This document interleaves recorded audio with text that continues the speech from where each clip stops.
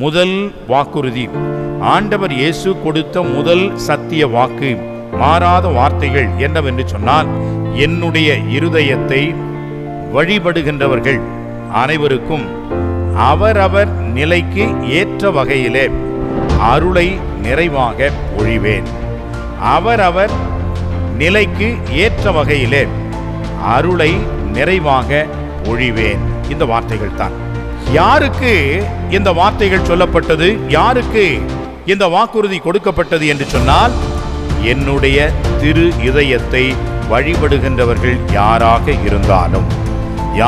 இருந்தாலும், பாவி, புண்ணியம், இந்து, கிறிஸ்துவன் எந்த ஒரு பாகுபாடும் இல்லாமல் என்னுடைய இருதயத்தை வழிபடுகின்ற எவனாக இருந்தாலும், யாராக இருந்தாலும், அவர்களுக்கு நான் அவருடைய நிலைக்கு ஏற்ப அருளை நிறைவாக பொழிவேன் என்று சொல்கின்றார். இதயம் சதையினால் ஆனது.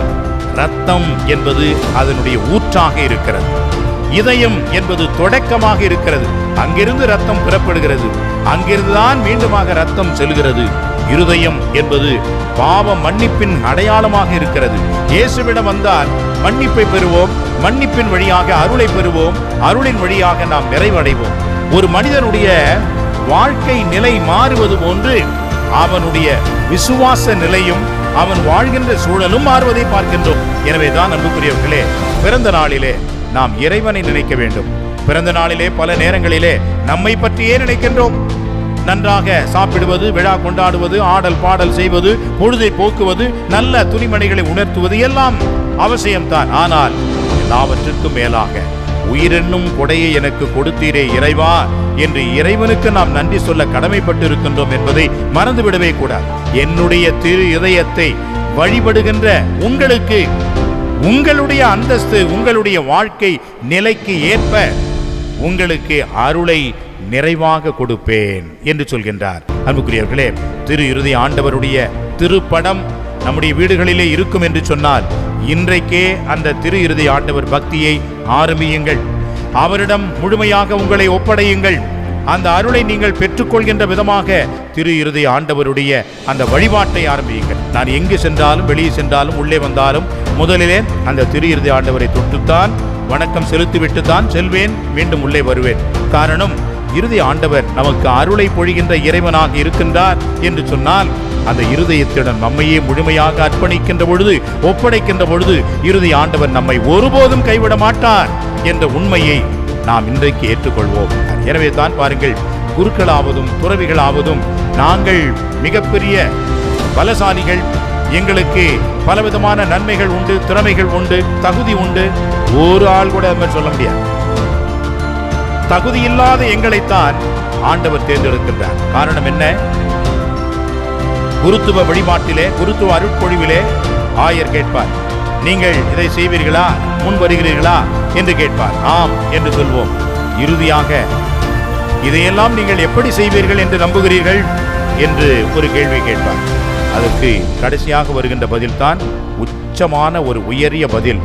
இறைவனின் துணையை நம்பி இதோ நான் முன் வருகிறேன். கிறிஸ்து இயேசுவில் அன்பிற்கினிய சகோதரர்களே, சகோதரிகளே, திரு இருதய ஆண்டவர் பக்தி என்பது இன்று நேற்று தொடங்கியது அல்ல. முன்னரே உங்களுக்கு பலமுறை எடுத்து சொன்னது போன்று மறைநூல் வழியாக இந்த திரு இருதய ஆண்டவர் பக்தியை முதலாக எங்கே பார்க்கின்றோம் என்று சொன்னால், விவிலியத்தின் அடிப்படையிலே பார்க்கின்றோம். ஆண்டவர் இயேசுவினுடைய திரு விழாவை ஒரு சேவகன் ஈட்டியால் ஊடுருவுகின்ற பொழுது அங்கே இருந்து வடிந்த தண்ணீர், இரத்தம், அதை பார்த்த அந்த சேவகன் சொன்னான், உண்மையிலேயே இவர் கடவுளின் மகன் என்றார். அதுதான் முதல் திரு இருதய பக்தியை வெளிப்படுத்துகின்ற அடையாளமாக, தொடக்கமாக இருந்தது. எனவே திரு இருதய ஆண்டவருடைய பக்தி என்பது இன்று நேற்று அல்ல, இயேசுவின் காலத்திலேயே தொடங்கிவிட்ட ஒரு அற்புதமான ஒரு பக்தி. அந்த ஒரு பக்தி இந்த இடத்திலே இருக்க வேண்டும் என்றுதான் அன்றைக்கு இருந்த ஆயர் அவர்களும், இந்த ஆலயத்தை கட்டி எழுப்பிய வெல்டர் தந்தை அவர்களும் சிறப்பாக திருவுளம் கொண்டு, சித்தம் கொண்டு, எதிர்நோக்குடன் இதை கட்டி இருக்கின்றார்கள். இந்த இடத்தை அமைத்து தேர்ந்தெடுத்து அர்ச்சித்திருக்கின்றார்கள். இன்று இந்த இடம் உண்மையிலேயே திரு இருதய ஆண்டவருடைய அருள் பாலிக்கின்ற இடமாக இருக்கிறது என்பதற்கு நீங்களும் நானுமே சாட்சிகள். நம்முடைய பசிலிக்காவை அறியாதவர்கள் யாரும் இல்லை. புதுச்சேரிக்கு வருகின்றவர்கள் யாராக இருந்தாலும் நம்முடைய பசிலிக்காவை பார்ப்பதற்கு மறப்பதே கிடையாது. கண்டிப்பாக இந்த இடம் அவர்களுடைய நினைவிலே என்றும் நிற்கக்கூடிய ஒரு அற்புதமான அமைதியான ஒரு இடமாக இருக்கிறது என்பதை இன்றைக்கும் நாம் பார்க்கின்றோம். அன்றைக்கு இந்த ஆலயத்தை கட்டுகின்ற பொழுது காந்தி ஆண்டகை அவர்கள் இதை எவ்வளவு அதிகமாக எதிர்பார்த்து கட்டியிருக்கின்றார்கள் என்பதை நாம் சற்று நினைத்து பார்க்க வேண்டும். எனவே அந்த ஆயருடைய எண்ணம் எல்லாம் பிரான்ஸ் நாட்டில் இருக்கக்கூடிய மோமாத்ர் என்று சொல்லக்கூடிய எக்லிஸ் தி சாக்ரகேர் அதை போன்று இந்த ஒரு இடமும் அமைய வேண்டும். எல்லோரும் வர வேண்டும், எல்லாருக்கும் வெளிச்சமாக இருக்க வேண்டும். உயர்ந்த ஒரு நிலையிலே இந்த இடம் அருள் பாலிக்கின்ற இடமாக இருக்க வேண்டும். காரணம், ஆண்டவரே தேர்ந்தெடுத்த இந்த இடத்திலே அவரே சொல்கின்றார், என் கண்களும் இதயமும் இங்கே நான் பதித்திருக்கின்றேன், வைத்திருக்கின்றேன் என்று சொல்கின்றார். எனவே அன்புக்குரிய சகோதர சகோதரிகளே, இந்த திரு இறுதி ஆண்டவருடைய பக்தி பாரம்பரியத்தை நான் முன்னரே உங்களுக்கு விவிலியத்தின் அடிப்படையிலேயும் வரலாற்றின் அடிப்படையிலேயும் புனிதர்கள் என்ற ஓரிரு நபர்கள் வழியாகவும் இதை எடுத்து சொல்லியிருக்கின்றேன். இப்பொழுது மார்கரெட் மரியம்மாளுக்கு இந்த திரு இருதய ஆண்டவர் காட்சி கொடுத்தார். எப்படி காட்சி அளித்தார் என்று சொன்னால், தன்னுடைய இதயத்தை திறந்து காட்டுகின்றார். அந்த இதயம் எரிகின்ற சுவாலையோடு இருப்பதை பார்க்கின்றோம். அந்த சுவாலை, அந்த நெருப்பு, அந்த ஒரு ஆற்றல் எதை காட்டுகிறது என்று சொன்னால், இயேசு நம்மீது கொண்டிருக்கின்ற அணையாத தீபமாக என்றும் எரிந்து கொண்டு இருக்கின்ற அன்பை காட்டுகிறது. அன்பினால் பற்றி எரிகின்ற ஒரு இதயமாக இன்றைக்கும் ஆண்டவர் இயேசுவினுடைய இதயம் இருக்கிறது என்பதைத்தான் மார்கரெட் மரியம்மாளுக்கு ஆண்டவர் தம்மை வெளிப்படுத்தினார். அதுவும் குறிப்பாக அந்த திரு இருதயத்தை எங்கே அவர் காண்பித்தார், எப்படி காண்பித்தார் என்று சொன்னால், நற்கருணை வடிவாகத்தான் காட்டினார். நற்கருணையை உயர்த்தி காட்டிய பொழுது அந்த நற்கருணையிலே அந்த இயேசுவின் திரு இதயத்தை அவர் பார்த்தார். அவர் மட்டும் பார்க்கவில்லை, அந்த திருப்பலி ஆற்றிய குருவும் கொலோம் என்று சொல்லக்கூடிய ஒரு இயேசு சபை குருவும் அந்த இருதயத்தை பற்றி எரிகின்ற சுவாலையோடு இருக்கின்ற இருதயத்தை பார்த்தார். அந்த வகையிலே இந்த இடத்திலே பற்றி எரிகின்ற சுவாலையோடு ஆண்டவருடைய அருட்பிரசன்னம் இருக்கிறது. ஆண்டவருடைய அருள் தாராளமாக பொங்கி வழிகிறது. அன்றைக்கு சிலுவையிலிருந்து இரத்தமும் தண்ணீரும் வழிந்தோடிய விதமாக இன்றைக்கும் ஏராளமான மக்களுக்கு ஆண்டவர் இயேசுவினுடைய அருளானது இங்கே நற்கருணையிலிருந்து தொடர்ந்து பொழிந்து வழிந்து ஓடிக்கொண்டே இருக்கின்றது. அந்த வகையிலே மார்கரெட் மரியம்மாளோடு ஆண்டவர் பேசினார், ஆண்டவர் உரையாடினார். மார்கரெட் மரியம்மாள் ஆண்டவர் இயேசுவினுடைய திரு இதயத்தை பார்த்து தன்னையே அர்ப்பணித்து அப்படியே ஒரு பரகதி நிலையிலே அவர் இருந்தார் என்பது அவருடைய வரலாற்றிலே காட்சியிலே நாம் பார்க்கின்ற உண்மை.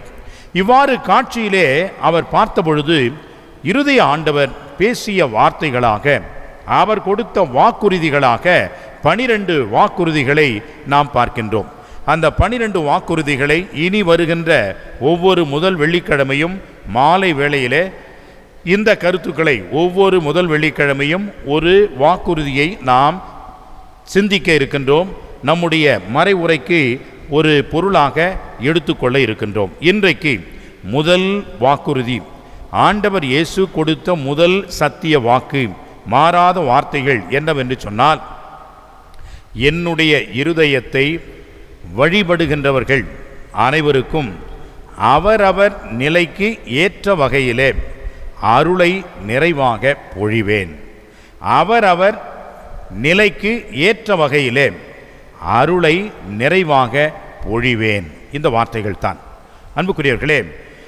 யாருக்கு இந்த வார்த்தைகள் சொல்லப்பட்டது, யாருக்கு இந்த வாக்குறுதி கொடுக்கப்பட்டது என்று சொன்னால், என்னுடைய திரு இதயத்தை வழிபடுகின்றவர்கள் யாராக இருந்தாலும் பாவி, புண்ணியம், இந்து, கிறிஸ்துவன் எந்த ஒரு பாகுபாடும் இல்லாமல் என்னுடைய இருதயத்தை வழிபடுகின்ற எவனாக இருந்தாலும் யாராக இருந்தாலும் அவர்களுக்கு நான் அவருடைய நிலைக்கு ஏற்ப அருளை நிறைவாக பொழிவேன் என்று சொல்கின்றார். இந்த வார்த்தைகள் எல்லாம் மிகுந்த செறிந்த பொருள் கொண்ட வார்த்தைகளாக இருப்பதை நாம் பார்க்கின்றோம். முதலிலே பாருங்கள், என்னுடைய திரு இதயத்தை வழிபடுகின்றவர்கள். வழிபாடு யாருக்கு மட்டும்தான்? கடவுளுக்கு மட்டும்தான். வேறு யாருக்கும் வழிபாடு கிடையாது. அது பொருந்தாது, அது இருக்காது. ஆனால் வழிபாடு என்பது இறைவனுக்கு மட்டும்தான். ஆக இறைவனை நாம் எங்கே பார்க்கின்றோம்? அதுவும் இறைவன் இயேசுவை நாம் எங்கே காண்கின்றோம் என்று சொன்னால் இருதயத்திலே பார்க்கின்றோம். அந்த இயேசுவின் திரு இதயம்தான் இயேசுவே என்று நாம் எடுத்துக்கொள்ள வேண்டும். எனவே தான் இயேசுவின் திரு இதயத்தை வழிபடுகின்றவர்கள் என்று சொல்லப்படுகிறது. Those who adore my sacred heart. இந்த ஒரு வார்த்தை அன்புக்குரியவர்களே நமக்கு ஒரு அர்த்தமான ஒரு ஆழமான பொருளை விளக்க வேண்டும். இயேசுவை முழுமையாக நாம் அடைய வேண்டும் என்று சொன்னால் எதன் அடையாளத்தை கொண்டு நாம் அதை அடைய முடியும் என்று சொன்னால் இயேசுவின் திரு இதயத்தை மட்டும்தான். காரணம், இயேசுவின் திரு இதயம் ஒரு ஆள் தன்மையை முழுமையாக நமக்கு எடுத்து காட்டுகின்ற ஒரு அடையாளமாக இருக்கிறது. மனிதன் என்று சொன்னால் உடலும் உள்ளமும் உடையவன். மனிதன் என்று சொன்னால் இந்த சதையும் இரத்தமும் கொண்டவன். மனிதன் என்று சொன்னால் உணர்ச்சிகளுடைய ஒரு கட்டுக்கோப்பிலே இருக்கக்கூடியவன். மனிதன் என்று சொல்லக்கூடியவன் அன்பை பிறருக்கு கொடுக்கக்கூடியவன், அன்பை ஏற்றுக்கொள்ளக்கூடியவன். இது எத்தனை பொருட்களை நாம் சொன்னாலும், எத்தனை பண்புகளை சொன்னாலும் அது இதயத்திலிருந்து வருகின்ற பண்புகளாகத்தான் இருக்கிறது. இதயம் சதையினால் ஆனது. இரத்தம் என்பது அதனுடைய ஊற்றாக இருக்கிறது. இதயம் என்பது தொடக்கமாக இருக்கிறது. அங்கிருந்து இரத்தம் பெறப்படுகிறது, அங்கிருந்துதான் மீண்டுமாக இரத்தம் செல்கிறது. இருதயம் என்பது பாவ மன்னிப்பின் அடையாளமாக இருக்கிறது. இயேசுவிடம் வந்தால் மன்னிப்பை பெறுவோம், மன்னிப்பின் வழியாக அருளை பெறுவோம், அருளின் வழியாக நாம் நிறைவடைவோம்.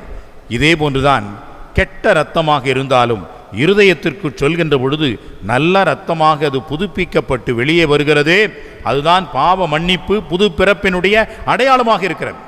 இயேசுவின் திரு இதயம் என்பது அன்பின் அடையாளமாக இருக்கிறது. காரணம், பல நேரங்களிலே நாம் சொல்லுவோம், இந்த மனிதனுக்கு இதயமே கிடையாதா, இரக்கமே இல்லையா என்றெல்லாம் சொல்லுவோம்.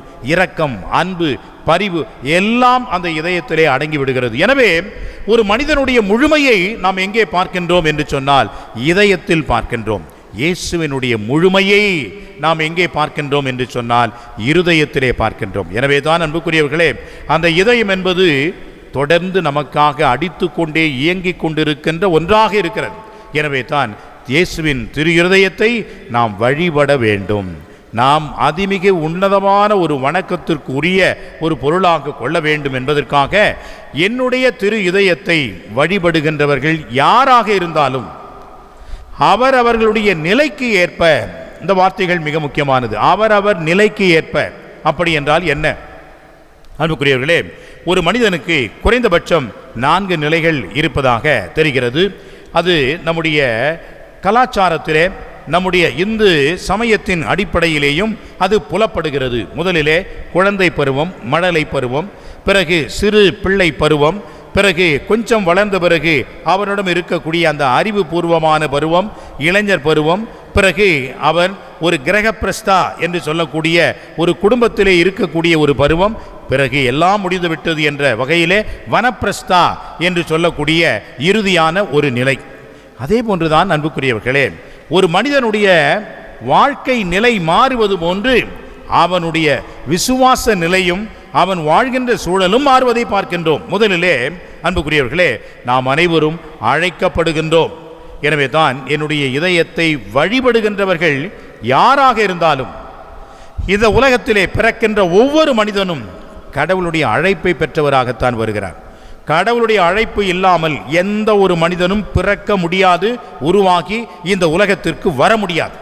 நாம் நினைக்கின்றோம் கரு உருவானது, ஆண் பெண் இணைந்து அந்த கரு உருவாகி குழந்தை பிறக்கிறது என்று நினைக்கின்றோம். அன்புக்குரியவர்களே, இந்த ஆணையும் பெண்ணையும் உருவாக்கியது யார்? இந்த கருவை உருவாக்கியது யார்? கடவுள். கடவுள் சித்தம் கொண்டால் ஒழிய ஆணும் பெண்ணும் கிடையாது, கருவும் உருவாகாது. உயிரென்னும் கொடையை கடவுள் கொடுத்தால் ஒழிய இந்த உலகத்திலே எவரும் பிறக்க முடியாது. எனவே தான் அன்புக்குரியவர்களே, பிறந்த நாளிலே நாம் இறைவனை நினைக்க வேண்டும். பிறந்த நாளிலே பல நேரங்களிலே நம்மை பற்றியே நினைக்கின்றோம். நன்றாக சாப்பிடுவது, விழா கொண்டாடுவது, ஆடல் பாடல் செய்வது, பொழுதை போக்குவது, நல்ல துணிமணிகளை உணர்த்துவது எல்லாம் அவசியம்தான். ஆனால் எல்லாவற்றுக்கும் மேலாக உயிரென்னும் கொடையை எனக்கு கொடுத்தீரே இறைவா என்று இறைவனுக்கு நாம் நன்றி சொல்ல கடமைப்பட்டு இருக்கின்றோம் என்பதை மறந்துவிடவே கூடாது. எனவே தான் அன்புக்குரியவர்களே, கடவுள் அழைத்தால் ஒழிய எவரும் இந்த உலகத்திலே வர முடியாது. அது இந்துவாக இருக்கலாம், முஸ்லீமாக இருக்கலாம், கிறிஸ்துவராக இருக்கலாம், அல்லது நம்பிக்கை இல்லாத ஒரு மனிதனாக கூட இருக்கலாம். யாராக இருந்தாலும் இறைவனுடைய அழைப்பை பெற்றவர்களாகத்தான் இந்த உலகத்திற்கு வருகிறார்கள். இது முதல் நிலை, மனிதன் என்ற ஒரு நிலை. எனவே தான் அன்புக்குரியவர்களே, நாம் இந்த உலகத்திலே மனிதர்களாக வந்திருக்கிறோம். எல்லா மனிதர்களையும் நாம் ஏற்றுக்கொள்ள வேண்டும், அன்பு செய்ய வேண்டும். எல்லா மனிதர்களும் இறைவனுடைய படைப்பு, இறைவனுடைய அழைப்பை பெற்றவர்களாக இருக்கிறார்கள் என்பதை நாம் அடிப்படையிலே உணர வேண்டும். இரண்டாவது நிலை என்னவென்று சொன்னால் அன்புக்குரியவர்களே, நாம் அனைவரும் கிறிஸ்தவர்களாக அழைக்கப்பட்டிருக்கின்றோம். எத்தனை பேர் கிறிஸ்தவர்களாக அழைக்கப்பட்டிருக்கின்றோம்? நாம் இங்கே இருக்கின்றவர்கள் ஒவ்வொருவரும் கிறிஸ்தவர்களாக அழைக்கப்பட்டிருக்கிறோம். இது ஒரு அழைப்பு. எல்லாருக்கும் ஆண்டவர் இந்த அழைப்பை கொடுக்கிறார், வாய்ப்பை கொடுக்கிறார். இல்லை, பல பேர் இந்த வாய்ப்பை பெற்றும் கூட அந்த வாய்ப்பை உதாசீனப்படுத்தி சென்று விடுகிறார்கள். ஆனால் பல பேர் இந்த வாய்ப்புக்காக ஏங்கிக் கொண்டிருக்கின்றார்கள்.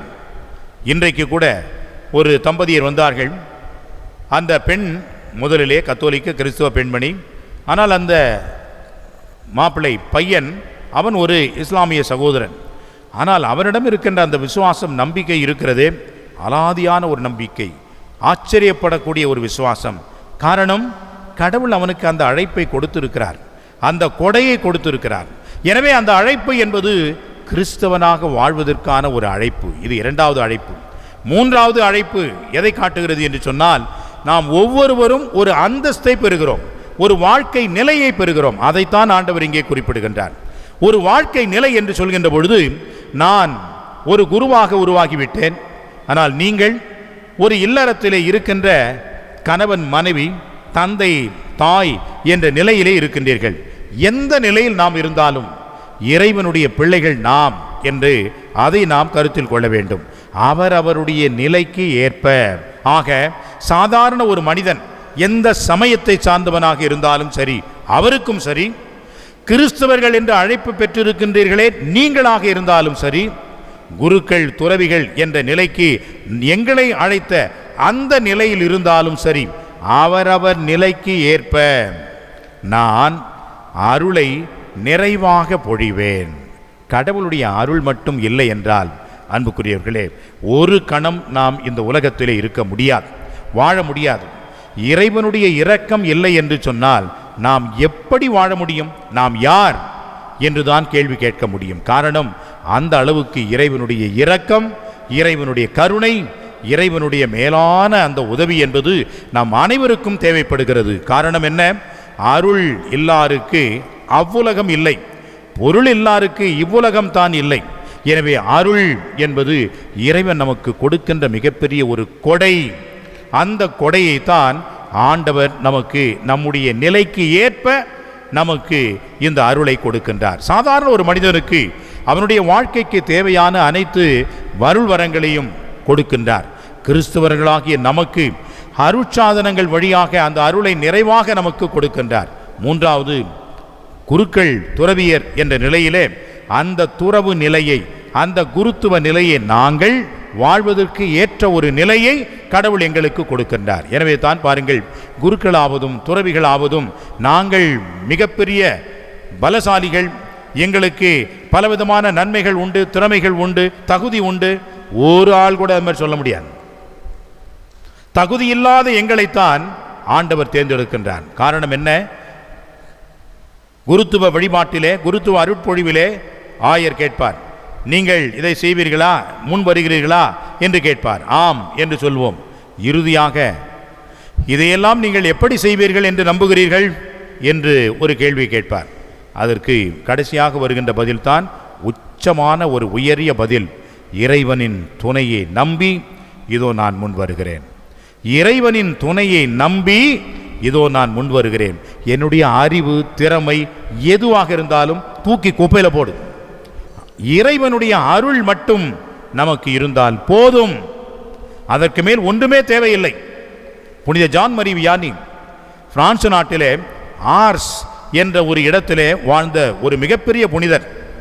லியோன் என்ற அந்த நகரத்திலிருந்து 100 கிலோமீட்டர் டிஸ்டன்ஸ்லே இது இருக்கிறது. அந்த இடம் இன்றைக்கும் மிக பிரசித்தி பெற்ற இடமாக இருக்கிறது. பழமை மாறாமல் அப்படியே அதை வைத்திருக்கிறார்கள். அதில் தான் பிரான்ஸ் நாடு, ஐரோப்பிய நாடுகள் எல்லாம் மிக சிறப்பு மிக்க இடங்களாக இருக்கிறது. நம்ம ஆளுங்க உடனே ஒரு கடையை போட்டுருவான், உடனே அதையும் இதையும் போட்டு பூசி என்னென்னத்தையும் மாற்றி பெரிய பிரபலியமாக்கிடுவான். பிரபலியமாக்கி 6 மாதம் தான் ஓடும், 7ஆம் மாதம் காற்று ஓடும், அதுக்கு மேலே யாரும் வரமாட்டான். ஏனென்றால் அதை பராமரிக்கின்ற விதம் தெரிவதில்லை, அதனுடைய வரலாறு நமக்கு தெரிவதில்லை. அரிக்கன்மேடு அது எவ்வளவு பெரிய முக்கியமான ஒரு இடம், எவ்வளவு பெரிய வரலாற்று சிறப்புமிக்க இடம், ஏன்ஷியன்ட் அந்த வகையிலே இருக்கக்கூடிய இடம். இன்றைக்கும் வேலி போட்டு அப்படியே வைத்திருக்கிறார்களே ஒழிய ஒரு வேலையும் அங்கே நடக்கலை, ஒன்றும் நடக்கலை. வேலி போட்டு யாரும் உள்ளே போகக்கூடாது, அது ஒன்று தான் செஞ்சுருக்கிறா, வேறு எதுவுமே செய்யலை. காரணம் அன்புக்குரியவர்களே, நமக்கு அந்த வரலாற்று உண்மை என்பதையெல்லாம் அறிவதற்கான போதுமான விழிப்புணர்வு நமக்கு கிடையாது. அந்த வகையிலே தான் அன்புக்குரியவர்களே, நாம் எப்படியாக இருந்தாலும் அந்த ஜான் மரி வியானி அவருடைய இடத்துக்கு இன்றைக்கு சென்று பார்த்தாலும் கூட அன்றைக்கு எப்படி இருந்ததோ அதே போன்று அந்த சூழலை நாம் அங்கே பார்க்க முடிகிறது, அந்த ஆலயத்தையும் பார்க்க முடிகிறது. அன்புக்குரியவர்களே, அவர் என்ன படித்தார்? அவர் என்ன பட்டத்தை வாங்கினார்? ஒன்றும் இல்லை. அவர் எப்பொழுது என்ன சொல்லுவார்கள்னாக்கா மண்டு அப்படின்னு தான் சொல்லுவாங்களாம். உன் மண்டையில் என்ன களிமண்ணா இருக்குது அப்படின்னு தான் கேட்பாங்களாம். ஏனென்றால் சொல்லி கொடுத்ததை கூட மீண்டும் திருப்பி சொல்கின்ற அந்த ஒரு திறமை கூட அந்த மனிதனுக்கு கிடையாது. அவர் எப்படி குருவானவர் என்பது மிகப்பெரிய ஆச்சரியம். முன்பெல்லாம் குருவாக வேண்டும் என்று சொன்னால் ஒரு பாடத்தில் கூட ஃபெயில் ஆகக்கூடாது, நல்ல உயர்ந்த மதிப்பெண்கள் பெற வேண்டும். The best will be selected for priesthood. ஆனால் இன்றைக்கு அப்படியெல்லாம் பார்த்தோம் என்று சொன்னால் அவ்வளோதான், நம்ம டைசஸ் 5 வருஷத்தில் சாமியார் இல்லாத போயிடும். ஏனென்றால் இப்படிப்பட்ட ஒரு சூழலில் நாம் வாழ்ந்து கொண்டு இருக்கின்றோம். எனவே அன்புக்குரியவர்களே, அவர் ஒன்றுமே ஏறவில்லை, ஒன்றுமே புரியவில்லை, அறிவு என்பதே அவருக்கு அரிதாக இருந்தது. அப்படிப்பட்ட அவரை செமினரிலிருந்து, குருமடத்திலிருந்து அனுப்பிவிட்டார்கள், வெளியேற்றிவிட்டார்கள். அவரும் வெளியே வந்து விட்டார். ஆனால் பாருங்கள், அதுதான் அழைப்பு. அந்த மறைமாவட்ட ஆயர் மட்டும் அவர் மேல் நம்பிக்கை இழக்கவில்லை. ஜான் வாங்க என்று சொல்லி அவருக்கு சிறப்பு பயிற்சியை கொடுத்தார். ஒரு பயிற்சியும் ஒன்றும் வேலை செய்யாதுன்னு அவருக்கு நல்லாவே தெரியும். இருந்தாலும் அந்த பயிற்சியை கொடுத்த பிறகு அவருக்கு குரு பட்டத்தை கொடுத்தார். லத்தீனிலே அப்பொழுது சரளமாக பேச வேண்டும், சரளமாக மறை உரை ஆற்ற வேண்டும். இங்கே எங்க லத்தீனே இங்கே ஏறல, எங்க லத்தீனில் எங்க பிரசங்கம் வைக்கிறது முடியல. ஆனால் அவருக்கு குரு பட்டம் கொடுத்தார். அவர் என்ன செய்கின்றார் என்று சொன்னால், முதலாக ஆர்ஸ் என்ற பட்டணத்துக்கு அனுப்பப்படுகின்றார், ஒரு இடத்திற்கு அனுப்பப்படுகிறார். திருடுறவன், கொள்ளையடிக்கிறவன், எல்லா பாவிகளும் அந்த ஊரில் தான் இருந்தானா அந்த சமயத்தில். அந்த இடத்துக்கு நீங்கள் போங்க அப்படின்னு அனுப்பிவிட்டார். அவர் என்ன செய்தார்? ஒரு பொட்டியை எடுத்துக்கொண்டு அவர் இடத்திற்கு சென்றார். அவ்வாறு செல்கின்ற பொழுது ஒரு பெரிய சோளக்காடு அங்கே இருக்கிறது. அங்கே ஒரு பையன் ஆடுகளை மேய்த்து கொண்டிருக்கின்றான். அவனிடம் சென்று, தம்பி, இந்த ஆர்ஸ் ஊருக்கு போகிறதுக்கு எனக்கு கொஞ்சம் வழி சொல்லுப்பா, நீ சொன்னீங்கன்னாக்கா உனக்கு மோட்சம் போகிறதுக்கு நான் வழி சொல்லி கொடுப்பேன் அப்படின்னு சொன்னார். அட போயா, இங்கே இருக்கிற ஊர் ஆர்ஸு வந்துட்ட, இதுக்கே வழி கேட்குற, நீ எனக்கு மோட்சத்துக்கு வழி காட்ட போறியா? போ போ அப்படின்னு அனுப்பிவிட்டான். அன்புக்குரியவர்களே, அந்த அளவுக்கு டல்லு அவர். ஆர்ஸ் பட்டணம் சென்றார். இறைவனுடைய அருளினால் எவ்வளவு பெரிய ஒரு புனிதராக அவர் இருந்தார் என்பதை வரலாறு நமக்கு சொல்லுகிறது. அந்த பையன் ஜான் மரி வியானை சந்தித்த அந்த இடத்திலே மிகப்பெரிய ஒரு சுரூபத்தை, சிலை வைத்திருக்கின்றார்கள். ஜான் மரி வியானி அந்த பையனிடம் பேசியது போன்ற ஒரு சித்தரித்து காட்டுகின்ற ஒரு நிகழ்ச்சியினுடைய உருவம் அங்கே பார்க்கின்றோம். அவர் சென்றார். அவர் செய்ததெல்லாம் என்ன? ஒரு நாளைக்கு 18 மணி நேரத்திற்கு மேலாக பாவ சங்கீர்த்தனத்திலே அமர்ந்து பாவ சங்கீர்த்தனம் கேட்பார். 1/4 மணி நேரம் உட்கார்ந்தா எனக்கு இடுபொலிக்குது. 18 மணி நேரம் அவர் உட்கார்ந்திருந்தார் என்று சொன்னால் நினைத்து பாருங்கள், 18 மணி நேரம். அப்படி என்றால் எத்தனை பேர் வந்திருப்பார்கள், எவ்வளவு இடத்திலிருந்து வந்திருப்பார்கள், ஏராளமான பேர் வந்தார்கள். அத்துணை பேருக்கும் மன்னிப்பை கொடுத்தார், இறைவனுடைய இரக்கத்தை காட்டினார், பாவங்களிலிருந்து விடுதலை கொடுத்தார். அவர் எல்லோரும் போற்றி புனிதராக இன்றைக்கும் அவரை வணங்குகின்ற விதமாக இருக்கின்றார் என்று சொன்னால் அறிவா? அவர் இருக்கின்ற திறமையா? இல்லை, இறைவனுடைய அருள் ஒன்றே போதும். எனவே தான் அன்புக்குரியவர்களே, யாராக இருந்தாலும் சரி, இறைவனுடைய அருள் மட்டும் இல்லை என்று சொன்னால் நாம் இயங்கவே முடியாது, இருக்கவே முடியாது. எனவே அவரவர்களுக்கு நிலைக்கு ஏற்ப அருளை நிறைவாக பொழிவேன். என்னுடைய இருதயத்தை யார் வணங்குகின்றார்களோ, வழிபடுகின்றார்களோ, அவர்களுக்கு நான் நிறைவாக, எந்த குறையும் இல்லாமல் முழுமையாக அவர்கள் அனுபவிக்கின்ற விதமாக அவர்களுக்கு இந்த அருளை கொடுப்பேன் என்று ஆண்டவர் சொன்னார். அன்புக்குரியவர்களே, அதே வார்த்தைகளை இன்றைக்கு நம்மை பார்த்து சொல்கின்றார்.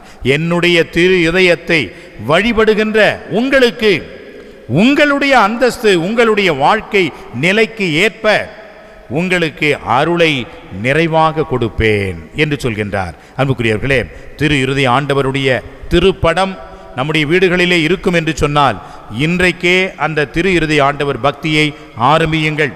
அவரிடம் முழுமையாக உங்களை ஒப்படையுங்கள். அந்த அருளை நீங்கள் பெற்றுக்கொள்கின்ற விதமாக திரு இருதய ஆண்டவருடைய அந்த வழிபாட்டை ஆரம்பியுங்கள். அன்புக்குரியவர்களே, இது மிக அவசியம்.